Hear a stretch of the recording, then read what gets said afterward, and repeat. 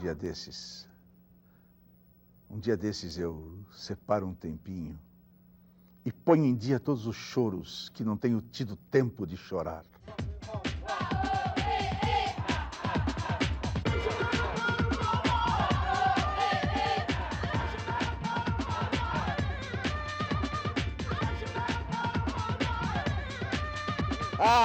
A vida! Provocações ainda aqui, hein? Meu Deus do céu.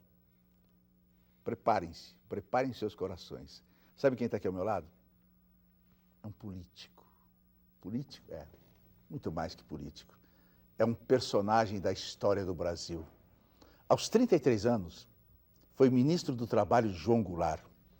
Aos 35 anos, um dos que estavam na primeira lista de cassações da ditadura militar.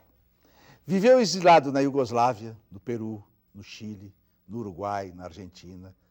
Antes, é claro, das tragédias nacionais desses países. Ah, essa América Latina também, hein? Voltou ao Brasil. Elegeu-se vice-governador de São Paulo, mas renunciou para se candidatar. Aliou-se a Fernando Henrique Cardoso, mas rompeu com ele logo no início. Este político, este verdadeiro desencontro com o poder é Almino Afonso. Almino Afonso. Quando é que você vai passar 4 anos no poder?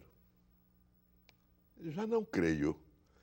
A idade avançou, as circunstâncias políticas são as mais diversas.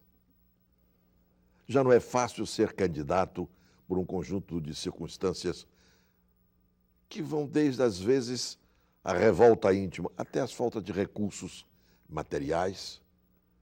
Na idade que estou, já não posso pensar em ir ao poder como você fala. Precisa muito dinheiro para ser candidato? Eu suponho que sim. Os grandes vitoriosos são quase sempre homens que ou têm ou conseguem ter. Curioso isso, hein? É verdade. Quer dizer que a democracia é mentirosa. Ela é, em grande parte, uma grande cena. Uma grande cena. Vamos ver, falar com Almino Afonso sempre é o passado, a minha vida, os espectros que voltam nas nossas cabeças. Por exemplo, Gustavo Capanema dizia que na política tem-se que ter uma parcela de energia e outra parcela de jeito. Você, nesse seu meio século de política, você foi mais energia ou jeito? Acho que mais energia. Honestamente. Acho que o jeito, muitas vezes, me faltou para poder driblar, para poder contemporizar, para poder aceitar as regras do jogo dos dominadores. Não é fácil ter jeito quando, de repente, a revolta lá dentro vem mais forte. Eu sou menos do jeito. Eu era mais do combate, da participação ativa, do querer fazer algo. Eu acho que essa é a minha marca, mais do que o jeito. E todo esse tempo na política e o Brasil nunca melhora, nunca melhorou. O que acontece com esse país? Eu acho que, apesar dos pesares, algumas coisas melhoraram, não é? Uma delas é esta consciência crítica da sociedade que cresceu.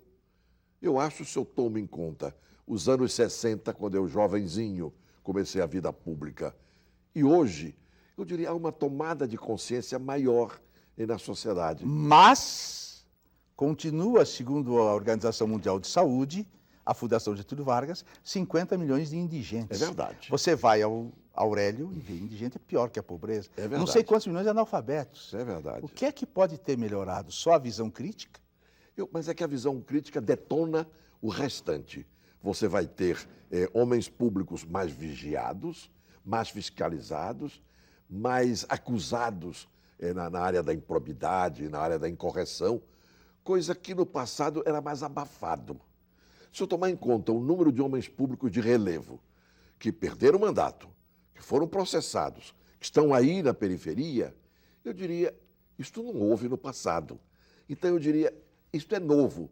Eu vejo isto como um ponto de otimismo. Almino Afonso, o romântico, meu Deus do céu, o romântico tem que acabar, Almino. O romântico tem que se fuder, pelo amor de Deus, não seja tão romântico. Tudo bem, vamos lá. Vou falar de alguém que falou coisas bonitas que não fui eu que falei. Vou dizer uma frase do Mao Tse-Tung. Pode? Pode. Então, vamos ver se você diria essa frase. A política é guerra sem derramamento de sangue. A guerra é política com derramamento de sangue. Qual é a pergunta? A pergunta é a seguinte: a guerra do Bush, por exemplo, é política com derramamento de sangue? É a estupidez triunfante. Não é mesmo? Não conheço nada mais triste, mais deplorável na história recente da humanidade do que esta figura. É a estupidez triunfante. Até quando caminha quase como um orangotango. Essa volta ao nacionalismo americano fará voltar certamente as bruxas de Salem do Arthur Não é Miller, verdade? né? Bom, vamos lá. Agora, É verdade. me diga uma coisa. Política é como a esfinge. Se você não resolve os problemas que ela te pergunta, se você não a decifra, ela te devora. A política te devorou? Em grande parte, sim. Porque, veja, um conjunto de circunstâncias interromperam a minha vida política em certos momentos de ascensão evidente. Traduz isso para nós. O que quer dizer isso? Quer dizer o seguinte, você falou ainda há pouco que eu, com 33 anos, era ministro de Estado e da Previdência Social. Pois bem, naquele período, antes do golpe, eu estava previsto para ser candidato a vice-presidente da República com Juscelino Kubitschek. Era um voo. Mas veio o golpe, foi-se o meu voo. Lá ficaram 12 anos de exílio pelos países da América Latina e um pouquinho na Europa. Não é? Retorno, depois de 12 anos lá fora, retorno. Sou candidato ao Senado. Tive 2 milhões de votos, não é pouco. Não é pouco. Quer dizer, hoje 10 milhões. É verdade, não é verdade? Estaria disputando aí com o Mercadante. 2 milhões de votos. Perdi para o Severo Gomes. Muito bem. Era uma vaga só. Ganhou o Severo. 8 anos. O Severo não me deu um dia de exercício do mandato. Me bloqueou. Muito bem.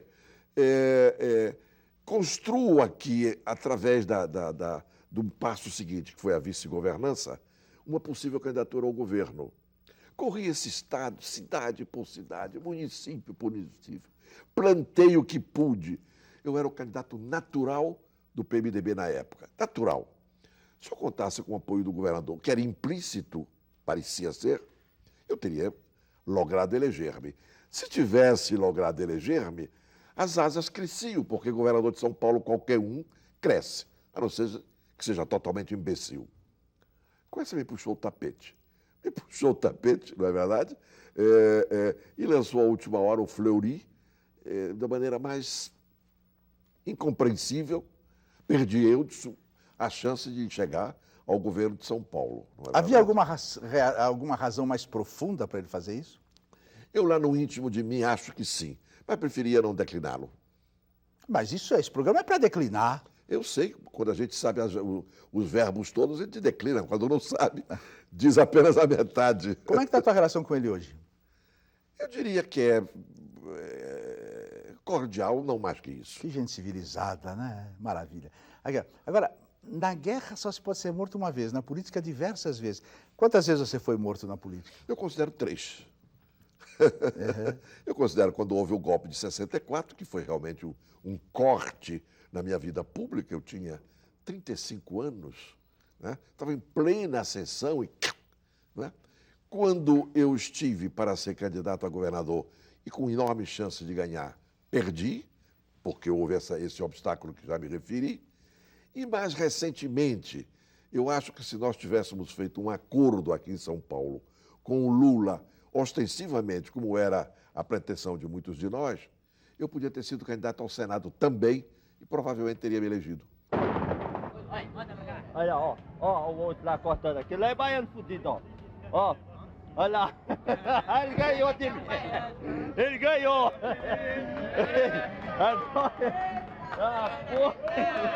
Agora eu vou passar o contato de data para experimentar se a água é boa. Se a água é boa. Se for ruim, o senhor fala. Tá boa? Hein? Melhor que um beijo de morena. Melhor que um beijo de morena? Aqui no Brasil, quando se conta a história do país, parece que foi tudo resolvido em Brasília, Rio, São Paulo. Agora, dá para nós, já que você é tão viajado, 3 exemplos que as coisas foram resolvidas lá fora para o Brasil. Lá fora você se refere... Menos o Lincoln Gordon, fala de outros. Você se refere a fora a do país? política fora do país. Ué, a começar pela nossa independência, talvez, não é? Com a Inglaterra no meio, não é mesmo? Ou a abolição dos escravos, que foi uma luta belíssima. Inclusive, meus antepassados têm um papel muito grande nisso no Nordeste. Fala da nossa geração. Pois é. A da nossa geração, eu não tenho como fugir do Lincoln Gordon, não. Não sei por que você quer eliminá-lo. Não é? quero eliminar. Porque o papel aí dos Estados Unidos foi flagrante, né? Flagrante. É tão flagrante assim que eles concordam também? O Gordon, o Lincoln Gordon, o Carter, eles concordam? Eu não quero saber se eles concordam, mas a evidência é absoluta.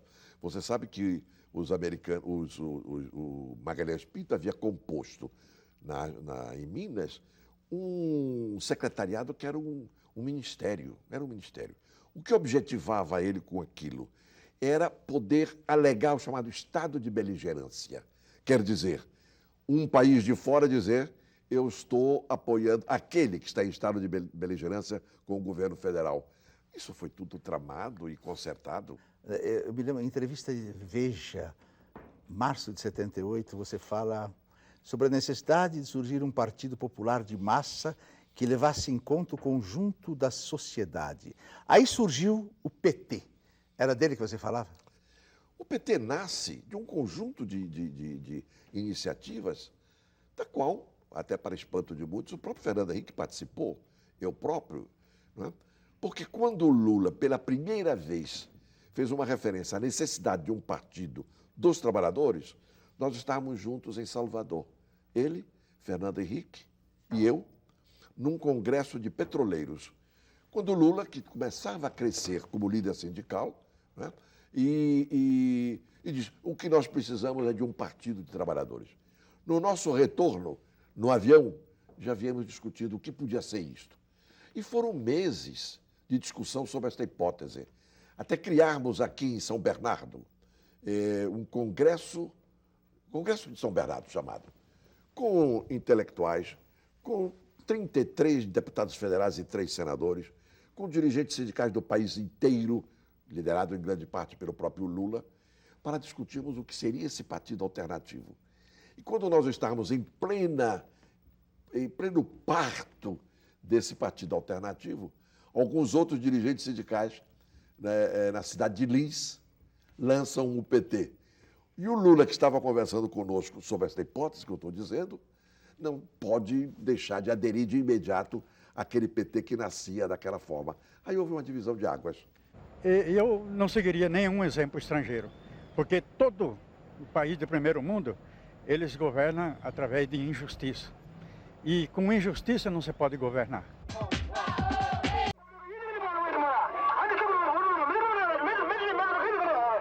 Agora, o mundo hoje, é melhor com um muro ou sem um muro? Eu preferia o muro, vou te dizer por quê. Porque ele criava alternativa, havia o contrapeso, havia condições de pelo menos você dizer ao sim, ao não. Hoje, com esta hegemonia americana, bushiana, não é verdade? É algo esmagador. Você não tem um grande país hoje que tenha audácia de defrontar-se com os Estados Unidos. Cadê a França? Cadê a França? A Inglaterra vive de joelhos, de cócoras, não é? E este cidadão para baixo e para cima a fazer a sua chantagem de uma guerra que ele não deflagra, enquanto o Saddam parece que até ri dele, né? Tem a impressão. Vamos falar um pouco dessa sua América Latina. Uribe, Chaves, Lula, Fidel. O que vai acontecer? O Chaves cai? Gostaria que não caísse. Porque eu tenho 2 instantes na minha concepção, na minha visão do Chaves.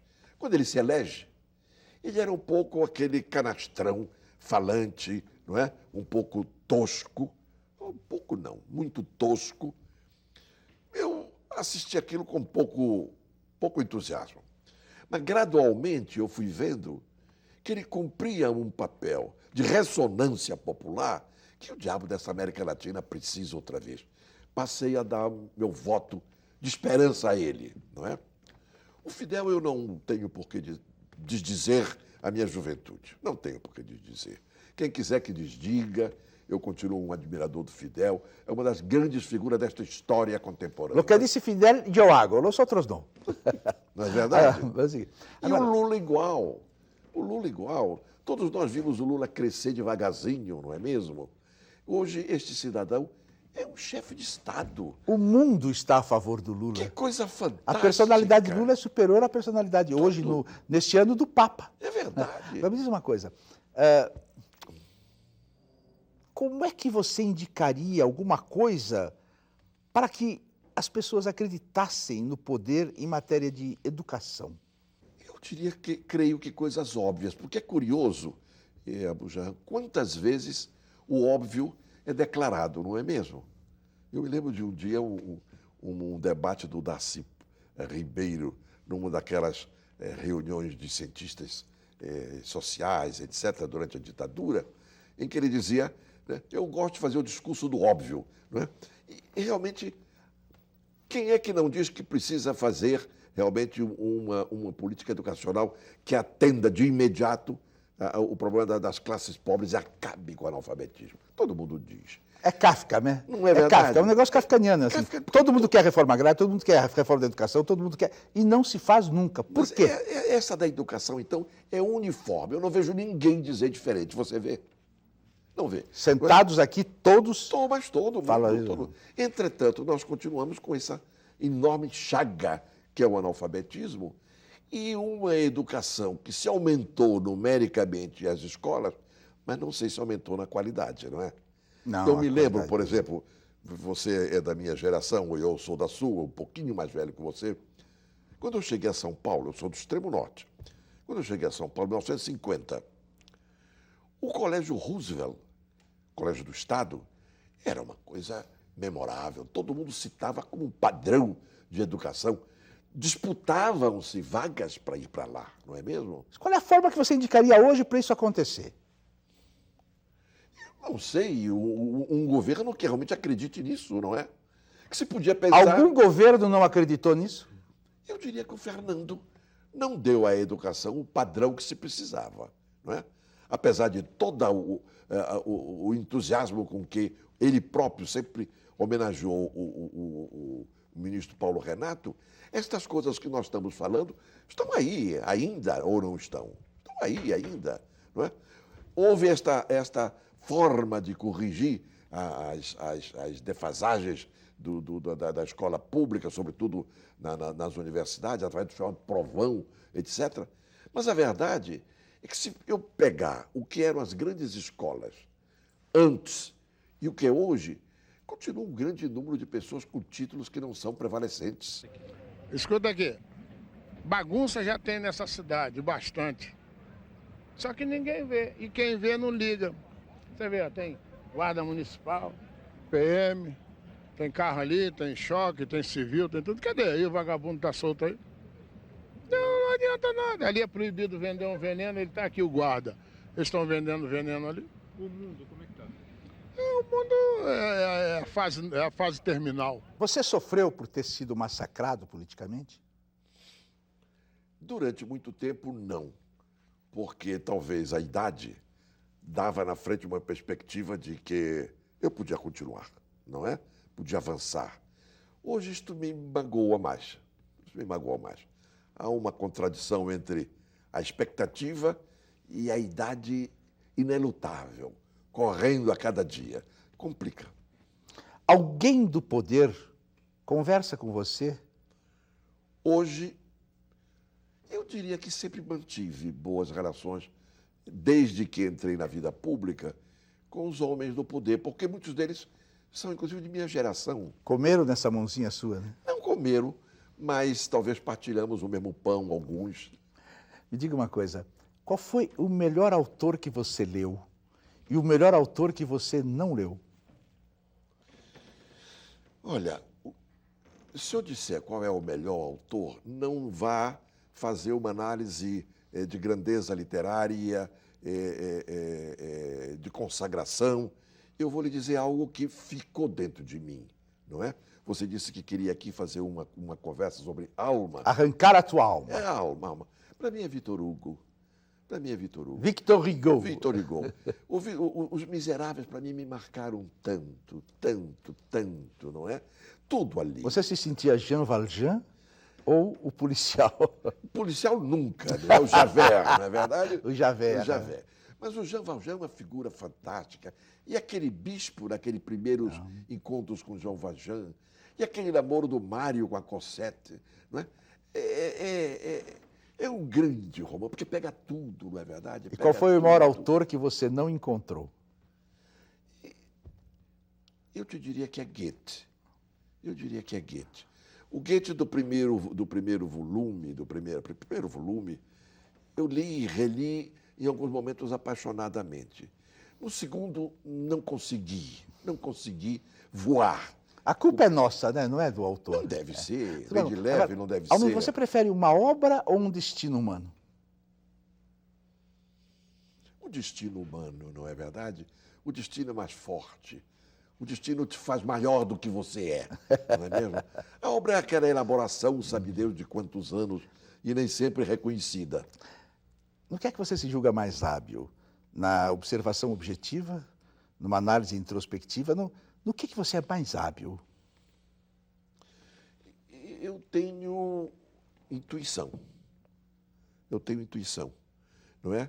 E como tal, percebo coisas, às vezes, acima do racional.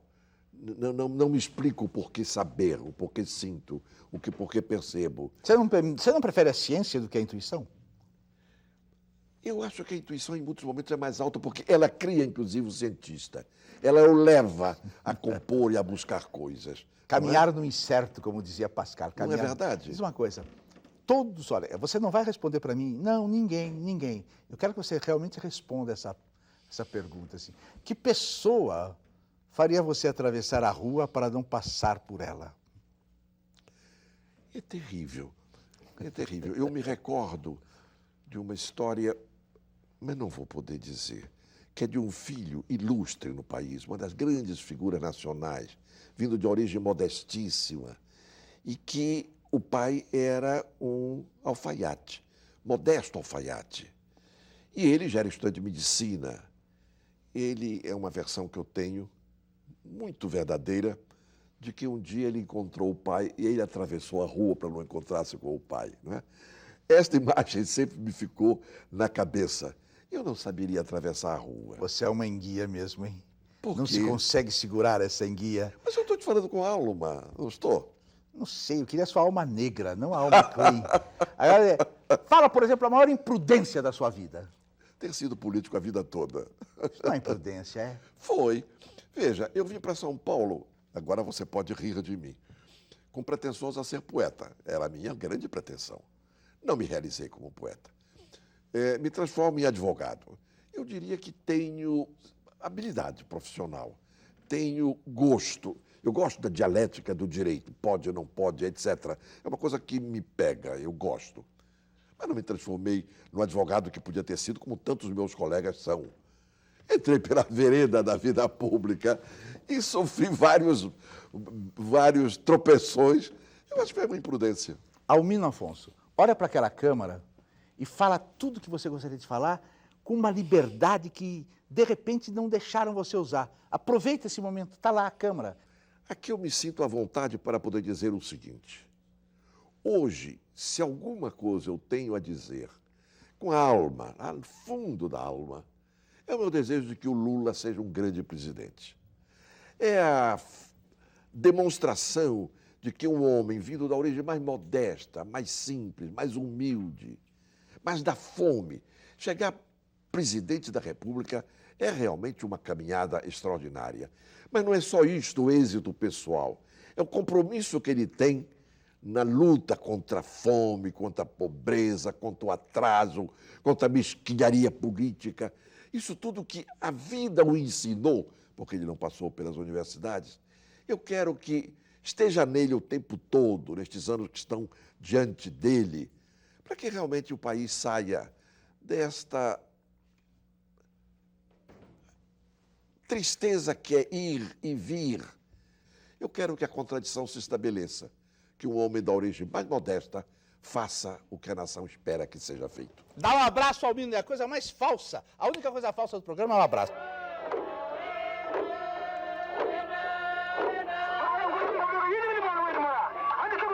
O mundo é um palco. Os homens e as mulheres, meros artistas que entram e saem. Muitos papéis, cada um em seu tempo. 7 anos, 7 idades. Na primeira, o grito e a baba nos braços da mãe. Depois, o rosto matinal de serpente que se arrasta para a escola a contragosto. O amante vem depois, fornalha acesa celebrando as sobrancelhas da mulher desejada. Em seguida, o soldado cheio de juras, feitas sem propósito, a buscar a glória vã na boca dos canhões. Segue-se o juiz, de olhar severo e estômago cheio, impondo as sentenças e as certezas que seu papel exige. Na sexta idade, o mundo é amplo demais para as pernas mirradas e o falsete da voz infantil que voltou. A última cena, remate desta trágica história, é o esquecimento. A vista falha, os dentes, o gosto, tudo, nada. Viva!